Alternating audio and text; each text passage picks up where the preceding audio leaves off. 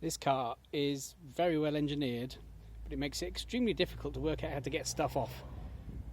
I'm trying to get to the rear wiper motor to see if there's a problem with it, because it's stopping and starting intermittently, but to get to it was a right pain in the neck. I think the key was to find out that there's these two nuts here that help to release the interior panel. If I open it up, so I'm looking at the inside of the boot door. Can you see that? So these two little panels that cover the rear lights come off easily, and inside there was a Torx screw there and one there, and then inside the handles that you use to pull the door down, there was one there and one there. So I undid these four and still couldn't get the panel off. It took a lot of fiddling about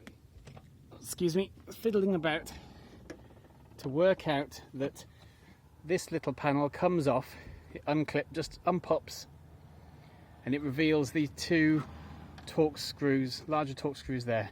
Once those are off, you can ease the panel off from the inside. It takes a little bit of pulling and poking, and you have to disconnect this interior light in the process. I'll show you where that is. That was, excuse me, you see that one there? That was a little bit fiddly to get that off. There's a little tiny,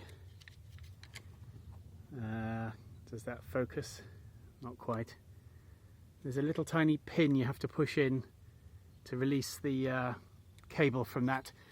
So that light came off, and then this whole grey panel from the inside of the door came off.